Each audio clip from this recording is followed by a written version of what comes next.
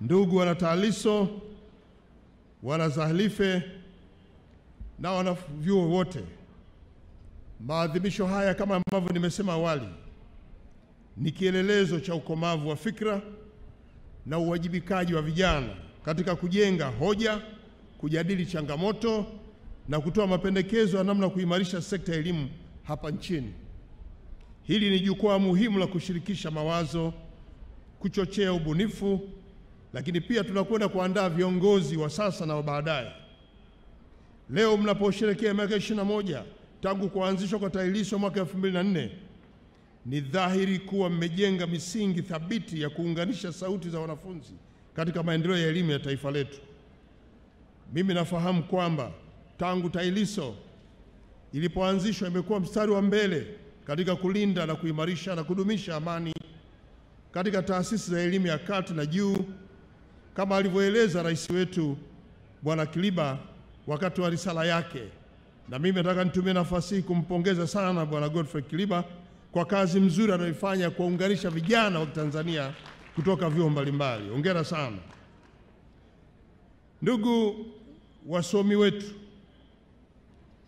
kwa kutambua mchango mkubwa wa TAHLISO na kule Zanzibar Zahlife, serikali ya awamu ya 6 itaendelea kushirikiana nanyi kwa ukaribu zaidi kama wadau muhimu wa elimu katika kuhakikisha kunakuwa na chachu ya mabadiliko na yenye tija katika elimu na maendeleo yetu nchini kwa ujumla.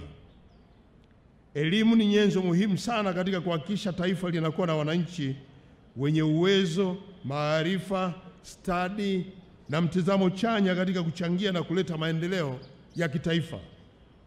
Katika kipindi cha miaka 21 ambapo leo mnaadhimisha uwepo wa TAHLISO, serikali yenu imefanya mageuzi makubwa ya kisera, kisheria na kanuni, huku tukifanya maboresho ya mitaala yetu pamoja na ile sera ya elimu ya mafunzo ya mwaka 2014 toleo la mwaka 2023 iliyozinduliwa na Mheshimiwa Rais siku ya tarehe 1 Februari mwaka huu wa 2025. Maboresho haya yanalenga kutatua changamoto za elimu na kuendana na mahitaji ya kitaifa, kikanda na kimataifa. Na mabadiliko haya yanakwenda kulenga kutoa elimu inayozingatia ujuzi unaojulikana ambao unahitajika katika soko la ajira na maendeleo ya taifa. Ndugu washiriki, wana-TAHLISO na vyuo vyote ambavyo mko hapa, katika kuimarisha elimu ya ufundi na mafunzo ya ufundi stadi, serikali imeunda Baraza la Taifa la Elimu ya Ufundi na Mafunzo Stadi NACTVET mwaka 2023. Hii ilikuwa inalenga kuchochea ukuaji wa ufundi stadi na kupata mafundi mahiri waliobobea kwenye sekta mbalimbali bila kujali taaluma zao. Na hadi sasa tumeshafikia kuwa na vyuo 905 ambavyo vinaendelea kutoa elimu na ujuzi mbalimbali kwa vijana wa Tanzania wenye uhitaji.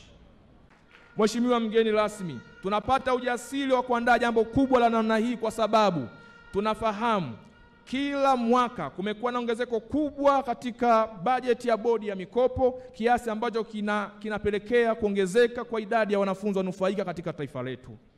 Lakini Mheshimiwa mgeni rasmi, iko historia kubwa ambayo Daktari Samia Suluhu Hassan, mama yetu kipenzi, Rais wa Jamhuri ya Muungano wa Tanzania, ameweka katika taifa letu kwa kuwa rais wa kwanza kuweka na kuanzisha utoaji wa mikopo kwa wanafunzi wa vyuo vya elimu ya kati. Piga makofi kwa mama yetu. Mheshimiwa mgeni rasmi, tunafahamu jitihada kubwa zilizowekwa katika uboreshaji wa maisha ya wanafunzi. Hadi hivi sasa tunavyozungumza, tumetoka kutumia 8,500 kama boom kwa siku hadi kufikia shilingi 10,000 kwa siku moja.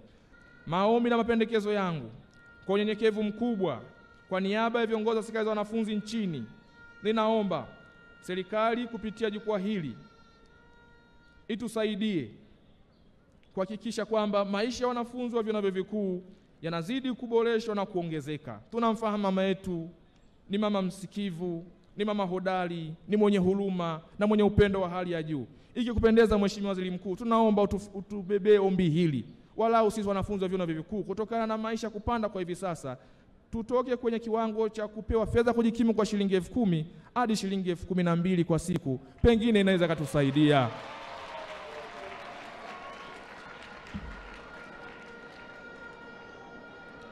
Vijana hoye! TAHLISO!